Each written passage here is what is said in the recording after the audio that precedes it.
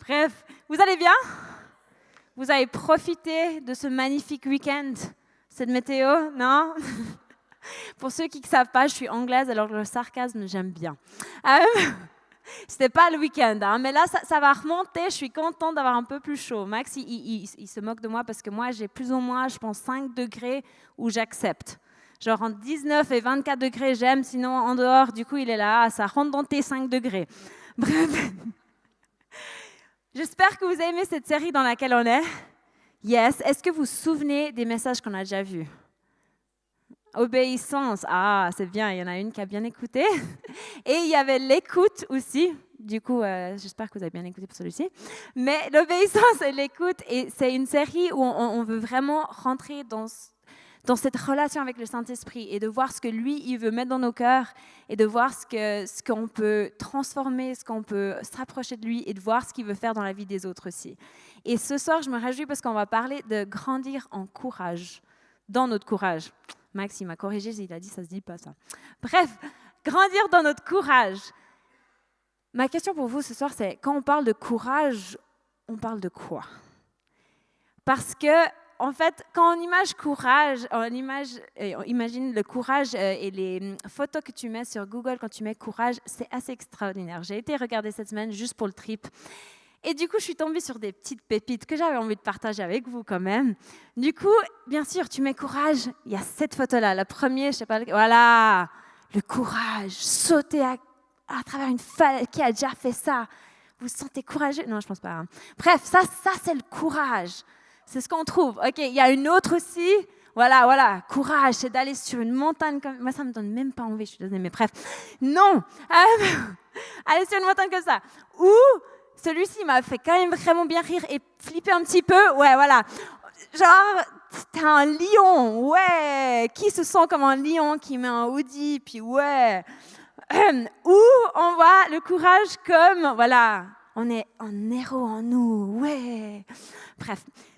Ça m'a fait assez rire de voir un peu ce que le monde voit dans le courage, en fait. Et je pense qu'il y a des choses beaux là-dedans, mais il y a quand même des choses bien kitsch déjà. Et je réfléchissais, je me disais, mais en fait, notre exemple de courage, c'est Jésus sur une croix. C'est pas le même que ce qu'on voit là. C'est une position d'humilité, c'est une position de faiblesse, c'est pas comme le point de vue du monde, en fait. Et du coup, c'est quoi en fait le courage avec Dieu? C'est quoi le vrai courage? Et c'est ça que j'ai envie de creuser ce soir et de voir ensemble. Parce que je pense qu'il y a quelque chose avec ce Jésus sur cette croix. Il y a quelque chose à venir chercher.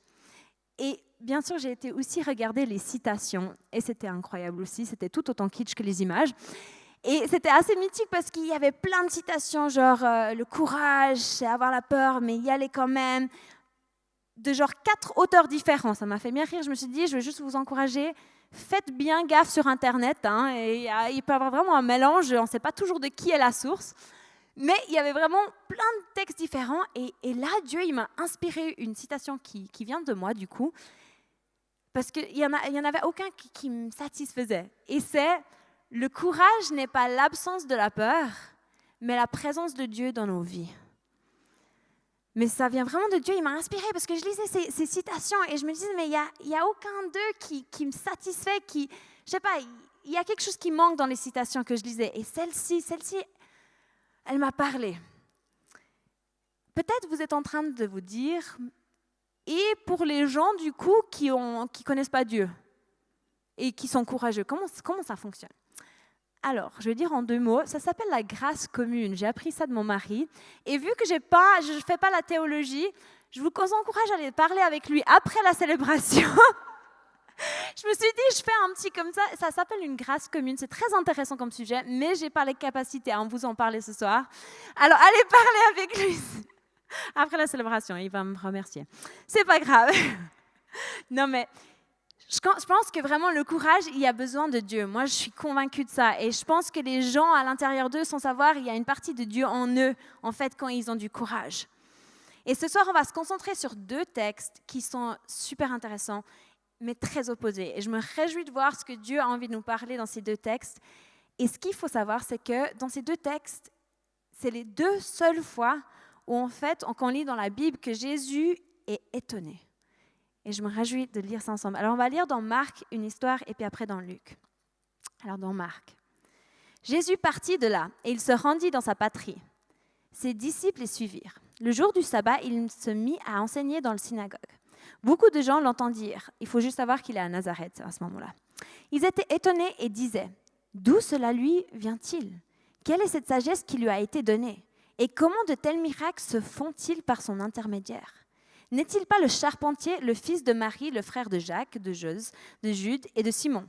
Et ses sœurs ne sont-elles pas ici parmi nous ? » Et il représentait un obstacle pour eux. Dans les versions anglaises, ils disent qu'ils devenaient, les personnes qui parlaient, ils devenaient offensés par ce que Jésus y faisait. Ou il y a aussi dans une autre version qui disait que c'était une occasion de chute pour eux.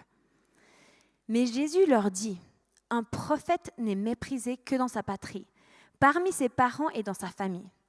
Il ne put faire là aucun miracle si ce n'est qu'il guérit quelques malades en posant les mains sur eux. Et ils s'étonnaient de leur incrédulité. Jésus parcourait les villages des environs en enseignant. Il était étonné par leur incrédulité, c'est-à-dire choqué par leur manque de foi.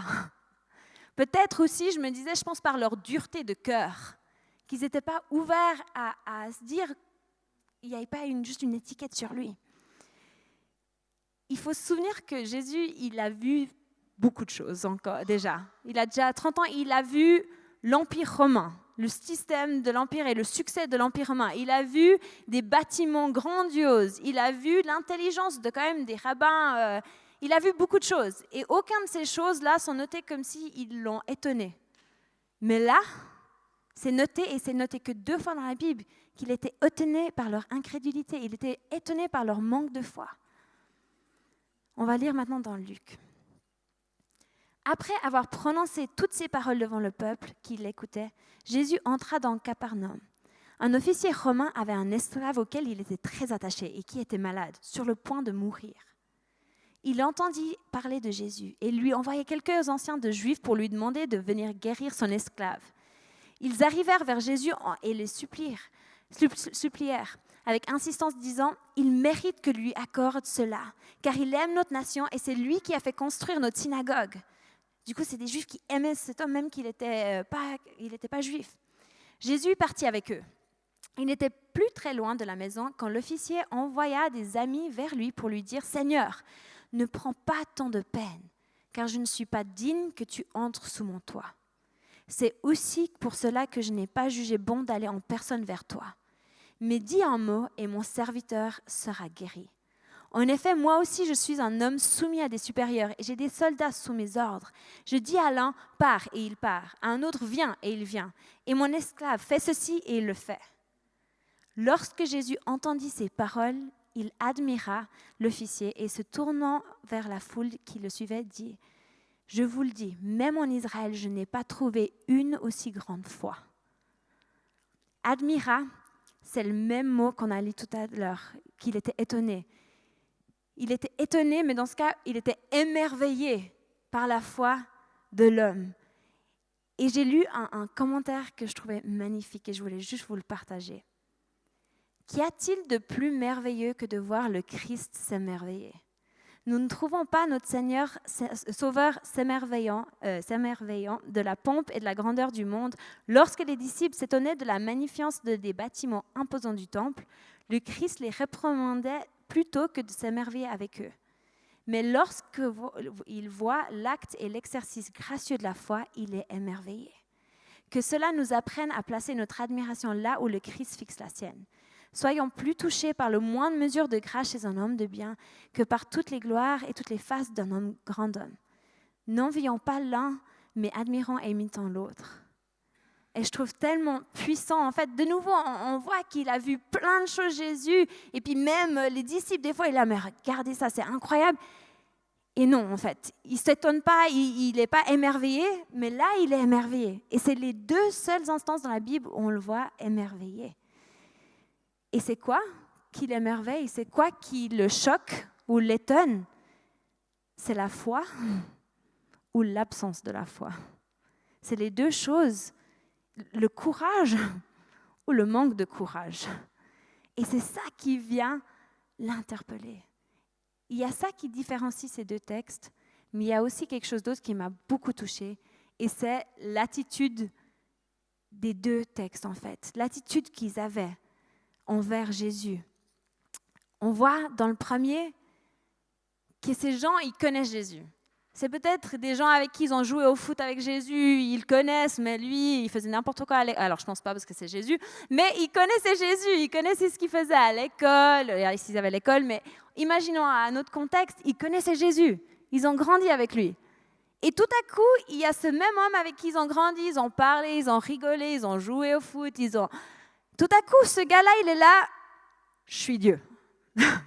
D'une certaine manière. Alors, il ne le dit pas comme ça, mais il est en train de prophétiser, il est en train de vraiment venir avec autorité.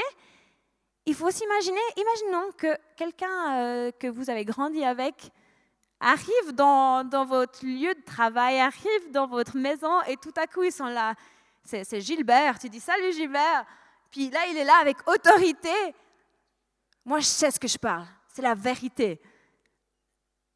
Franchement, dépendant qui c'est, t'es quand même mal. T'es là, attends, qu'est-ce qui s'est passé pour que tout à coup, tu te prends pour ce monstrum? Et c'est ce qui se passe. Et du coup, qu'est-ce qui se passe? Naturellement, il y a la fierté. Il y a le, oh, on a grandi dans le même village, hein. À Châteaudet, c'est assez... c'est l'ambiance village, on a grandi dans le même village, on est au même niveau, hein. Oh. Il y a la fierté qui vient, genre, non, t'es qui pour me dire ça? Genre, t'es mon cousin, non, quoi, non. Et dans le deuxième passage, qu'est-ce qu'il y a? Il y a un gars qui aurait pu être fier. Il était centurien, il avait 100 hommes sous sa responsabilité. Et ça pourrait être un gars qui se dit, il a fait des bonnes choses, il a fait construire une synagogue. Ça pourrait être quelqu'un qui se dit, moi je suis bien. Je suis quand même quelqu'un qui a de la responsabilité, je suis leader. Et en fait, qu'est-ce qu'on voit? On voit l'humilité. On voit un gars qui veut même pas aller à la rencontre de Jésus parce qu'il dit, mais je suis même pas méritant d'être dans sa présence. Et je trouve tellement fort de réaliser le contraste entre ces deux textes, de voir la fierté et l'humilité, de voir la foi et le manque de foi. Et j'ai jamais fait ça dans un message, mais je vais faire un truc différent parce que j'ai galéré. Je vais être honnête avec vous. J'étais là, c'est un peu la poule ou l'œuf, ok? J'étais un peu dans une position, est-ce que c'est la poule qui vient d'abord ou l'œuf? Vous connaissez le truc. Hein? Et j'étais avec 2 points de message, je ne savais pas lequel mettre en premier. Et Max, il était là, mets-les ensemble. Du coup, c'est la première fois, je vais vous faire un mastoc point. Il y a 2 points qui m'ont vraiment touchée et que j'ai envie de parler ce soir, c'est accepter qu'on est faible et accepter l'autorité de Jésus. Pourquoi je dis c'est un peu la poule ou l'œuf? Parce que pour moi, qu'est-ce qui vient d'abord? Je me disais, est-ce que c'est la grandeur, l'autorité de Dieu qui vient d'abord, qui nous permet de s'humilier et d'être humble? Ou est-ce que d'abord on doit être humble et puis après on voit l'autorité de Dieu? Tu vois, voilà. Ou on peut en discuter après la célébration si vous voulez. Mais on réalise avec Max que c'est un peu un cercle vertueux où plus on s'humilie, plus on réalise la grandeur de Dieu, plus on réalise l'autorité qu'il peut avoir dans notre vie. Et je pense que être courageux, c'est pas être sur cette scène en train de vous dire ce que c'est d'être courageux. Moi, je pense être courageux, c'est d'être sur cette scène en train de parler, dire, je sais pas tout. Je sais pas tout, j'ai pas toutes les réponses.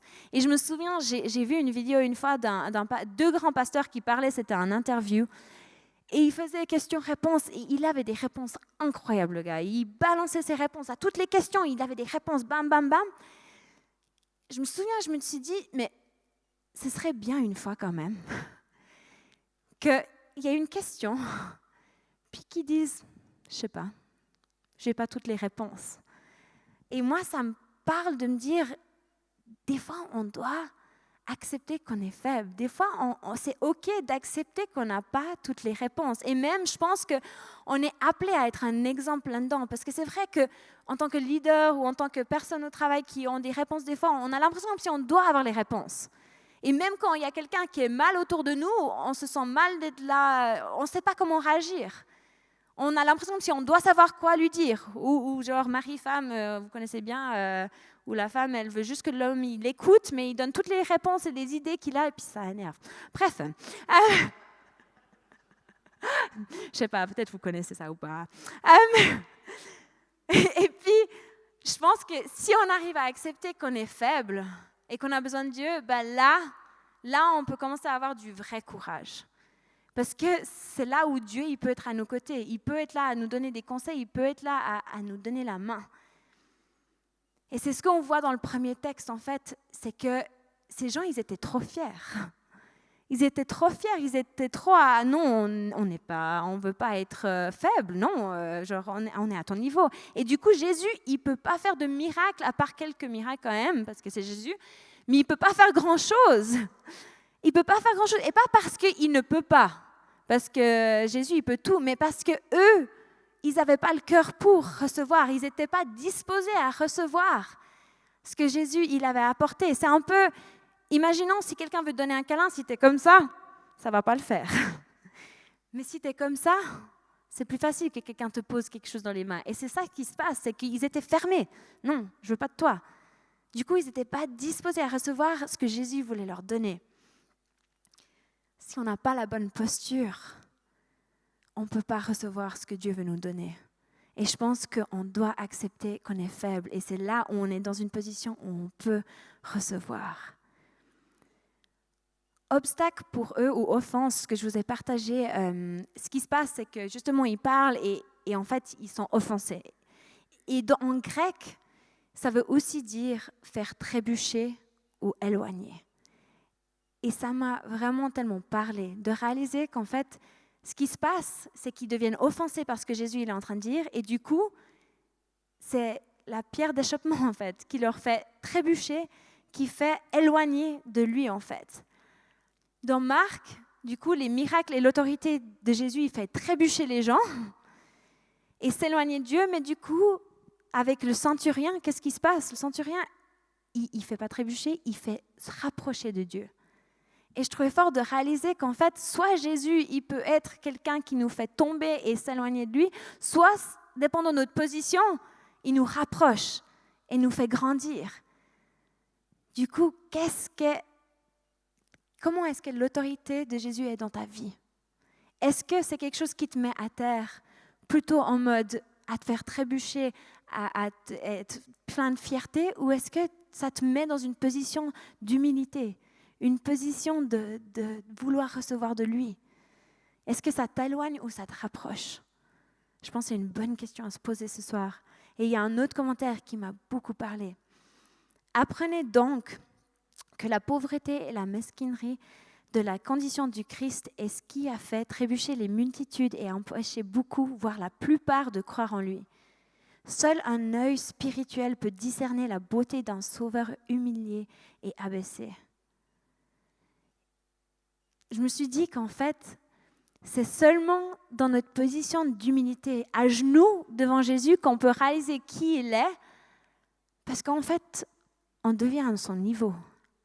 D'une certaine manière, alors on n'est pas au niveau de Jésus, mais tout à coup, on peut voir là où Jésus veut nous amener. Quand on est à terre, quand on est en position d'humilité, là, on peut voir Jésus. Et je pense que c'est ça que ce commentaire est en train de dire. On a besoin de cette révélation spirituelle de qui il est Jésus pour qu'on soit à terre.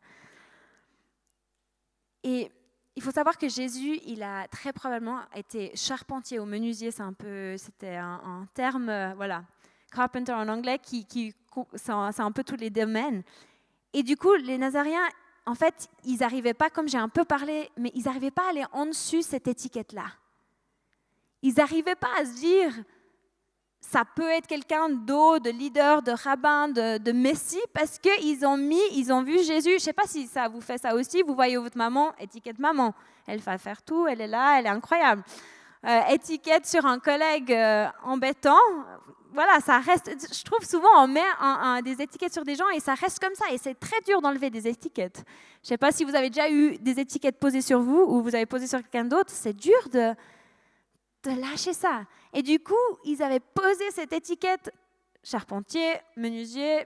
Voilà, c'est lui, un garçon d'art. Et du coup, c'était très dur d'enlever cette étiquette. Et moi, ça m'a fait poser cette question ce soir pour vous. Mais est-ce que toi, tu as mis des étiquettes sur d'autres que tu aurais besoin d'enlever? Ou est-ce que toi, personnellement surtout, est-ce que tu as des étiquettes qui t'empêchent de faire ce que Dieu a envie de faire avec toi?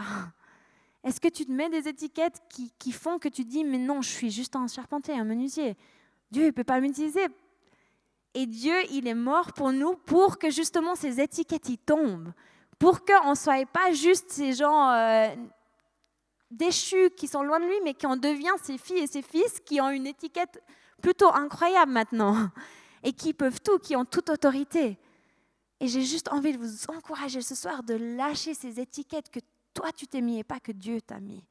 Et prenons l'étiquette que Dieu nous met, cette couronne plutôt qu'il nous met. Et je suis une femme qui a beaucoup d'émotions pour ceux qui me connaissent. Et c'est quelque chose que j'ai toujours eu de la peine. Parce que je les vois vraiment comme une faiblesse. Je les vois vraiment, et surtout quand on est petit, on a des fois des gens qui me disent des choses, des paroles. T'es pathétique quand tu as ces émotions-là, ou des petites choses comme ça qui viennent te marquer. Et du coup, tu as cette impression que, voilà, on a chacun nos trucs dans nos vies. Mais moi, c'était les émotions, c'est les émotions. Et c'est tellement dur, en fait, d'apprendre à accepter ça. Et c'est le chemin que je suis en train de faire, et c'est ce que je suis en train de voir, c'est que je suis en train de lâcher cette étiquette d'émotionnel, de sensible, et de réaliser qu'en fait, oui, je suis faible. Oui, j'ai des émotions. Mais en fait, ce que je suis en train de découvrir, c'est que Dieu veut utiliser cette faiblesse. Et qu'en fait, cette faiblesse, il veut la tourner en force. Et je trouve tellement fort de réaliser qu'en fait, ce que le diable, simplement, il peut faire, il peut rien créer, mais simplement ce que le diable, il peut faire, c'est qu'il tord les trucs. Du coup, il vient prendre un truc dans ta vie, il le tord, et il le rend mauvais. Mais en fait, Dieu, il veut prendre cette faiblesse, il veut prendre ces trucs, et il veut le détordre, et il veut le tourner en force. Et on doit accepter pour ça qu'on a des faiblesses, qu'on est faible pour que Dieu puisse faire son travail en nous. Ou est-ce que ce soir, tu es fatigué d'essayer de produire des résultats toi-même? Ou tu es fatigué d'essayer, toi, d'étordre les choses tout seul? Parce que souvent, on essaye par nos propres moyens, et moi, je pense vraiment que Dieu, c'est lui qui veut être avec nous. Et c'est impossible de faire ça. Pour avoir du courage, on a besoin de lui à nos côtés. C'est lorsque nos pensées se détournent du Christ pour se tourner vers les dangers qui nous entourent que nous perdons notre courage. C'est un autre commentaire que j'ai lu et je trouvais ça juste tellement fort de dire, mais c'est vrai. C'est quand on se tourne de ce que lui il a envie de faire dans notre vie et quand on tourne à tous les dangers qui nous entourent qu'en fait on perd ce courage. Et on doit réaliser que par nos propres forces, on ne va pas réussir. Par nos propres forces, on ne va pas réussir, mais non seulement, en fait, c'est pas par nos propres forces. On parle de ce thème du Saint-Esprit et de guérir, et de guérison et de miracles. Et c'est pas si on va vers quelqu'un qui sont guéris, c'est pas nous qui les avons guéris. Et je pense que ça c'est hyper important de réaliser, c'est que des fois on veut cette reconnaissance, on veut croire que c'est nous qui avons cette puissance et on doit réaliser que c'est pas nous qui allons guérir les gens, c'est Jésus et son Saint-Esprit qui est en nous qui va venir agir. Et du coup, si quelqu'un est guéri, c'est gloire à lui. C'est gloire à lui et c'est pas grâce à nous, c'est grâce à Jésus. Et le livre qu'on est en train de suivre, je ne sais pas si vous êtes en train de le lire en ce moment, mais il est vraiment incroyable. Il y a une phrase qui m'a percutée, qui est « Nous avons mis notre foi dans la foi. Nos yeux devraient plutôt être sur Jésus. » Et c'est vrai que je pense que des fois, en tant que chrétien, et surtout des fois de chrétiens de longue date, on perd le but, on perd la cible. Des fois, on peut être tellement prise par toutes les choses à faire, à transformer. La foi, il faut que ma foi elle soit plus grande, qu'on court après la foi, qu'on court après des miracles, qu'on court après la guérison, qu'on court après des révélations, des mots de Dieu, qu'en fait, ce n'est pas ça le but. Le but, c'est d'être proche de Jésus. Le but, c'est d'avoir cette relation. Et la foi et le courage, ça consiste de deux choses, c'est faire confiance au caractère de Dieu et aller de l'avant grâce à cette confiance. C'est tellement plus simple en fait quand on réalise que ce n'est pas grand-chose d'avoir du courage, c'est faire confiance au caractère de Dieu et de l'aller d'avant grâce à cette confiance. Et cette confiance, c'est la clé, j'ai envie de dire. dans n'importe quelle relation qu'on a, mari-femme, avec les enfants, avec tes amitiés, en fait, la clé pour que ça fonctionne, c'est qu'il faut avoir confiance dans l'autre.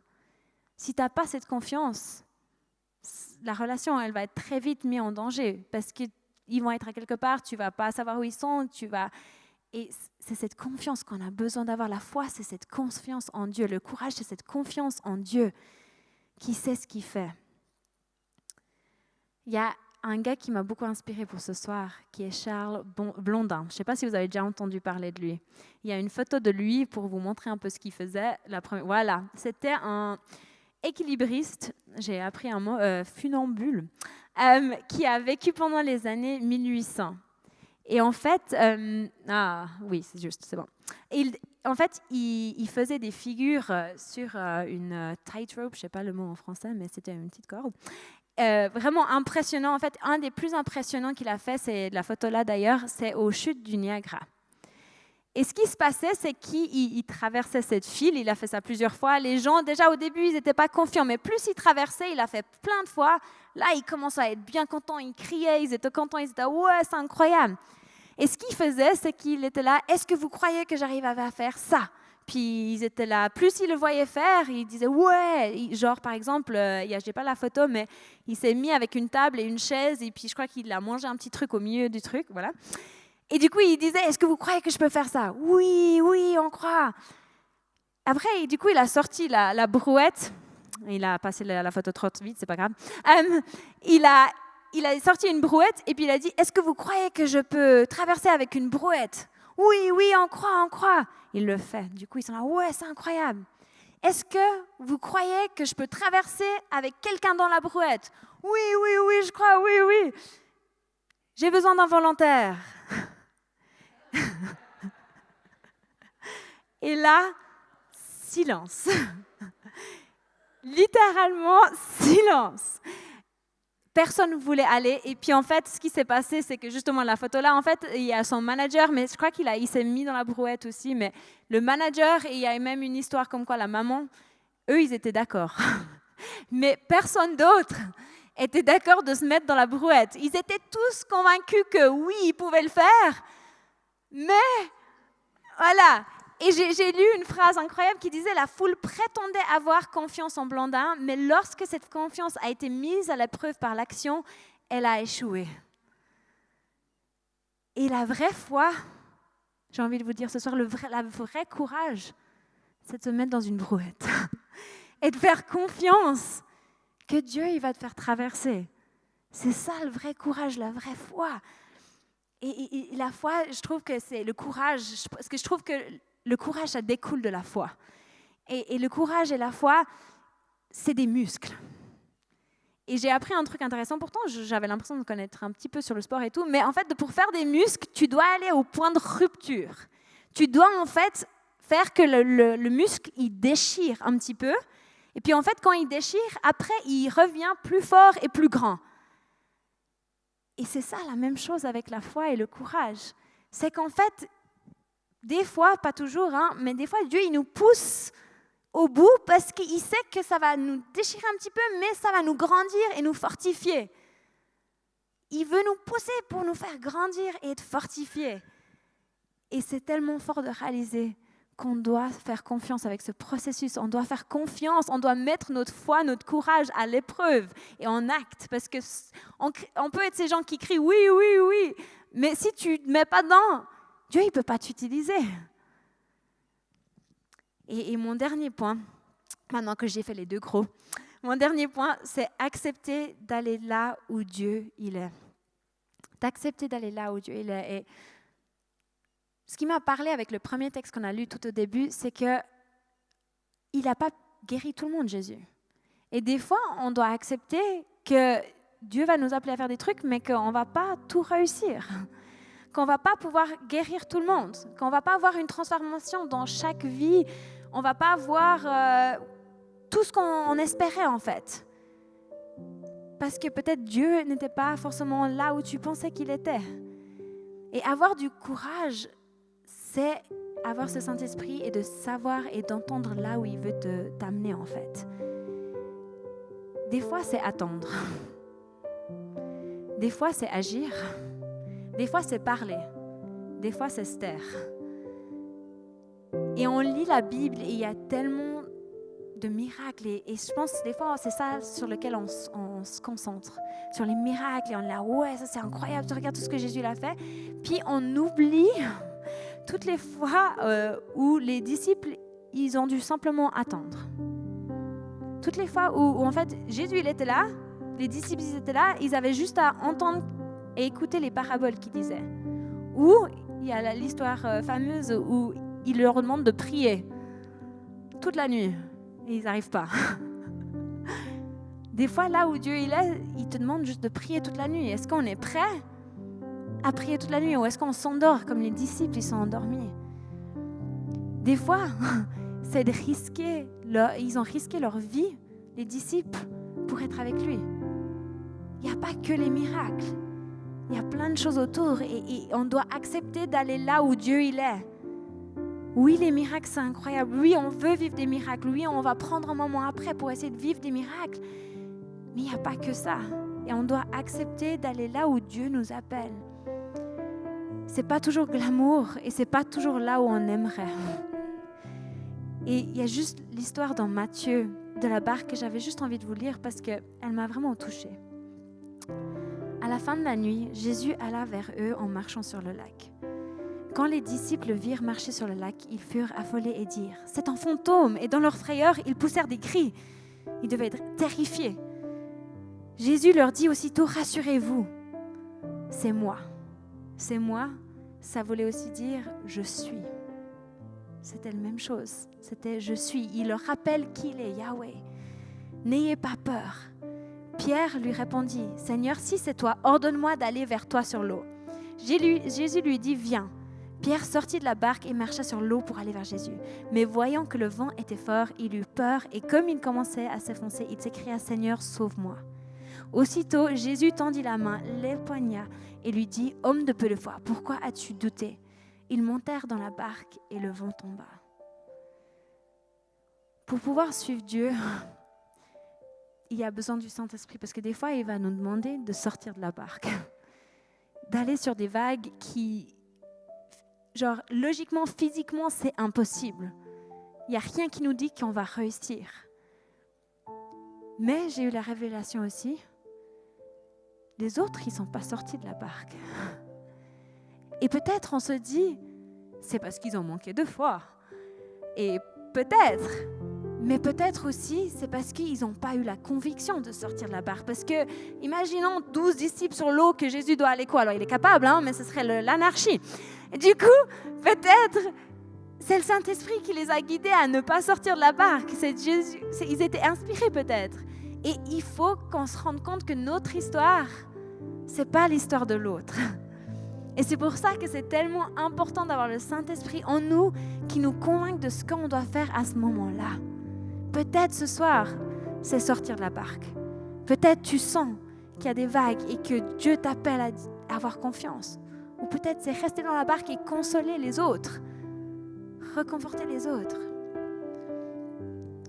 Et j'ai été chez la psychologue cette semaine et j'ai eu une image qui m'a fait rire parce que justement, c'était vraiment en lien avec ce passage qu'on vient de lire. Et en fait, je me voyais en train d'être frappée par des vagues. J'étais couchée sur du sable et j'étais frappée par des vagues froides et inconfortables. Et tout à coup, je me voyais être assis. Et tout à coup, j'avais les pieds dans les vagues. Et je réalisais qu'ils faisaient moins peur, ils étaient moins désagréables qu'avant. Et tout d'un coup, je me voyais tout à coup marcher sur les vagues. Et je trouvais ça tellement beau de voir en fait l'évolution de ce que Dieu voulait faire dans ma vie. Et j'avais envie de vous le partager aussi pour vous ce soir. Peut-être vous êtes dans une situation où vous avez l'impression que si les vagues ils vous frappent, c'est inconfortable, vous ne savez pas ce qui se passe, vous avez peur, vous êtes peut-être dans cette barque, vous ne savez pas où aller, vous ne savez pas quoi faire. Et je trouvais tellement beau de se dire, mais en fait, Dieu, il veut nous guider, il veut nous faire le processus, il ne va pas nous faire direct, peut-être aller être courageux et aller sur les vagues, mais en fait, petit à petit, il nous redresse et il nous fait marcher pour avoir de plus en plus de courage, pour avoir de plus en plus de muscles, de foi, pour qu'un jour on puisse voir des choses miraculeuses. et d'aller là, surtout, c'est ça le plus miraculeux, je pense, c'est d'aller là où Dieu veut qu'on aille. Et j'avais juste envie maintenant pendant le face-to-face, et pas juste ce face-to-face, j'ai envie de vous encourager ce soir, que pendant toutes nos célébrations, moi, je rêve de voir des gens qui grandissent dans leur foi, qui grandissent dans leur écoute de Dieu, et d'avoir ce moment de face-to-face en fait où on écoute pour soi, mais peut-être pour les autres aussi. Et peut-être tu sens que quelqu'un dans la salle a besoin de prière de guérison. J'ai envie de nous encourager ce soir, va vers cette personne. Peut-être tu auras juste l'image d'un pull qu'il faut aller vers cette personne avec ce pull, mais va vers cette personne et va prier avec cette personne. Soyons ces gens où ça fait peur d'aller vers cette personne, mais on veut exercer cette muscle de foi, que Dieu il peut venir lui parler. Et ayons pas peur si le miracle ne se passe pas. Parce que peut-être c'était simplement d'aller vers cette personne et de prier, c'était la première étape. Mais écoutons là où Dieu veut qu'on aille. Et du coup, je veux juste prier pour mettre ce moment. Et on va avoir 2 chants de louange après. Et pendant ces 2 chants de louange, prenez ce temps d'écoute. Et prions les uns pour les autres. Osons être audacieux.